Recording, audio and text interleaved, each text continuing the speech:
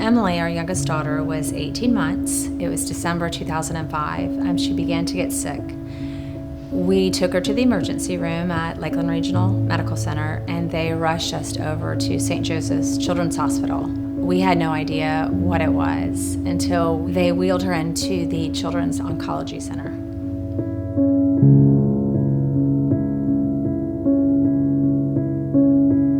Several tests were performed over a series of probably 4 or 5 days, and we were told, after all the tests were done, that Emily had embryonal stage 2 rhabdomyosarcoma. At that time, we knew that we were going to have a long course of treatment, and it was going to be tough.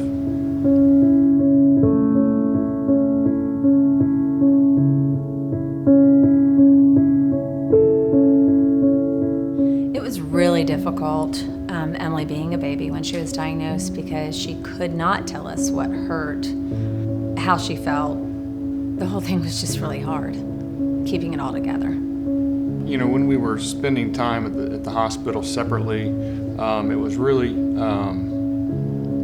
helpful, because when I was coming to the hospital to relieve Deanna, the nurses were great we got to know them so well. They were like family, and they would tell us about what happened the previous 12 hours so that we could roll right into our next 12 hours at there. And, you know, without that, it would just be very segmented in that care.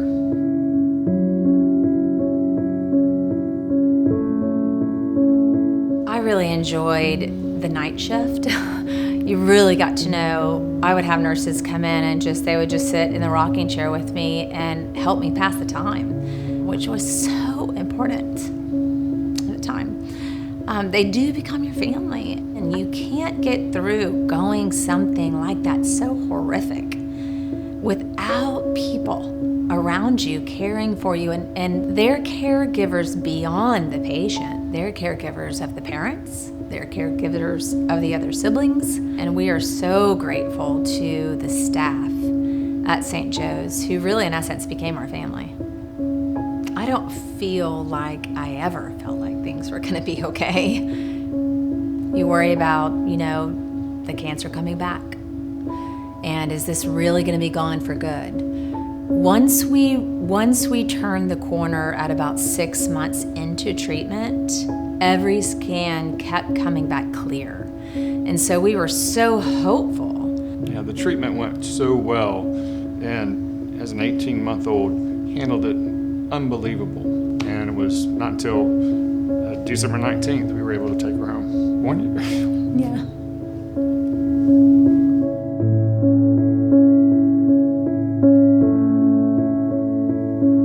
The day we brought Emily home was amazing. We had people come put balloons on our house, signs everywhere. Yeah, it was amazing. It was such a celebration. We're excited to know that our community can come together and help bring clinical trials to St. Joseph's.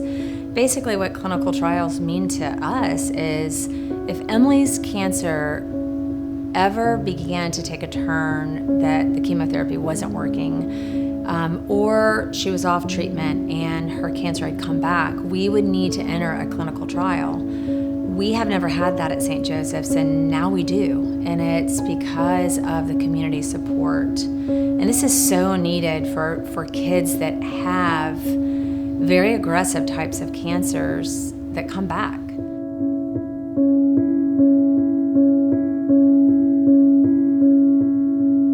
Emily today is a 17-year-old beautiful girl, loves fishing, loves hunting, has a great friend group, has a heart that loves God, has an empathy for almost everything. I think I have a different perspective on life. I think about life more as it's a gift, and it's so easily taken away from you. So having that experience, I'm very blessed and grateful for my life. Advice I would give to some kids or families is to let them know that there's a hope, and they're in the best hands they can be in at St. Joseph's Children's Hospital. And there's so many people around them that love them, and they are in safe hands. We like to think of Emily as our little butterfly, relating the cocoon to all the radiation and chemotherapy, all the treatment she had at St. Joseph. She's blossomed now into a young lady, a beautiful young lady, spreading her wings.